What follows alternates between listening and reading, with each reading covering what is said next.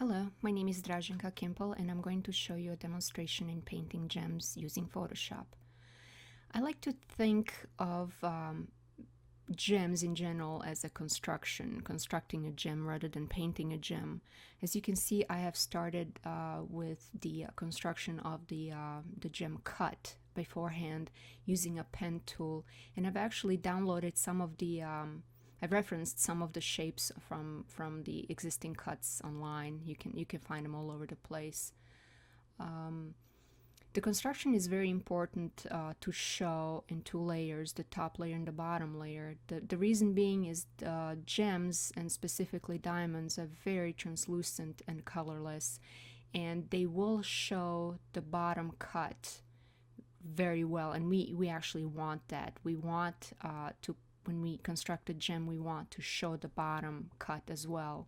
It will add a little bit more dimension through its refraction, and the light bounces off and everything. As you can see right now, I'm doing the bottom. When you have done with the construction of the shapes, fill all those shapes with different colors, and to pick the color to match it better with the background and its environment. Pick the colors from the surrounding background and neighboring items, not necessarily background, but anything that is around this stone setting.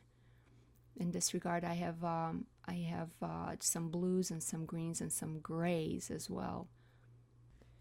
Okay, now that we have all the shapes filled up, merge the fill layer with the construction line layer on two separate layers, one for the top and one for the bottom. Don't forget, you have to have those separate because we're going to be manipulating those layers down the road.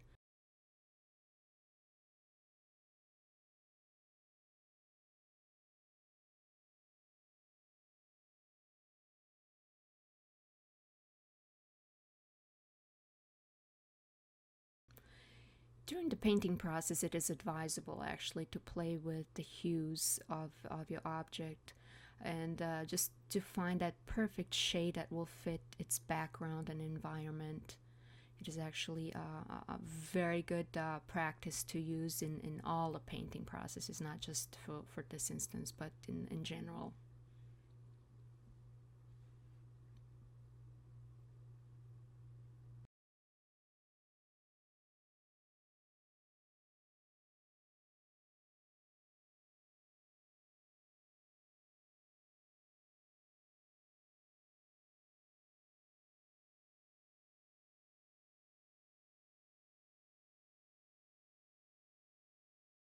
Okay, so now that we have found a perfect shade and hue for our diamond, we're going to do a little bit more work, and it's going to be a little bit more deeper. All the shapes should be filled with gradient, and I love gradient. If you look at a diamond in a real diamond, you will not find one single shape that's flat. We don't want our stone to look flat, so we're going to fill it up with a gradient color, and that's going to give us such a beautiful dimension down the road when we play a little bit further into it.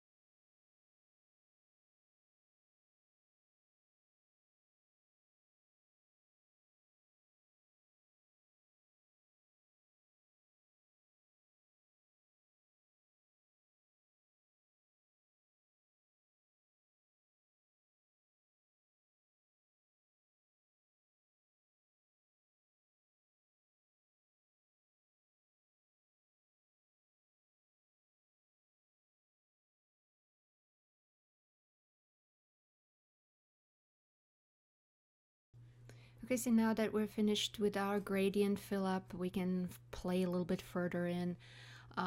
Play with transparency layers, layer transparency, I'm sorry. It will give you some interesting results, and it just works project by project basis. This is not something that I can tell you, oh, work this way or work that way. You will see what fits best when you do your project. I am just lightening up a little bit the edges because my wireframe is dark, so I'm just gonna fill them up a little bit lighter.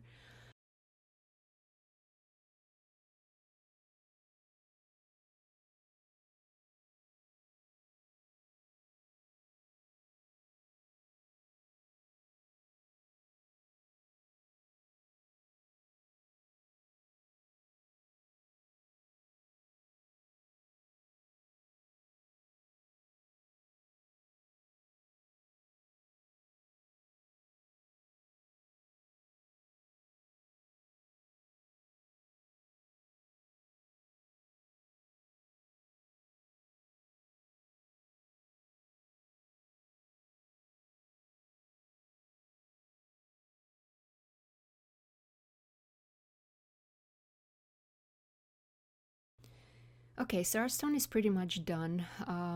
You just play a little further with the layer transparencies. You copy the top layer and use some overlay settings to it. Um, do some opacity, some lighter opacity, like 50% or so. So you bring up the bottom cut of the stone up a bit.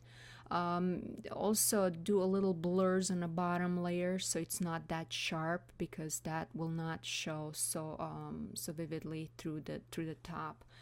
And this is it. This is the basic construction of the stone. Anything else that you put further down, it's really just a play. It's a simple play. You can put some sparkles in the corners that's gonna shine more in the light, depending on which way the light source is coming from.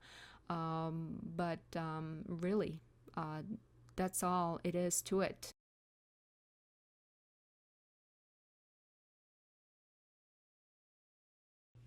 Well, I hope you enjoyed this demonstration today. If you have any questions or problems, I'm always open to answer them for you, and I'm always available. You can always reach me. Thank you for joining me. Bye bye.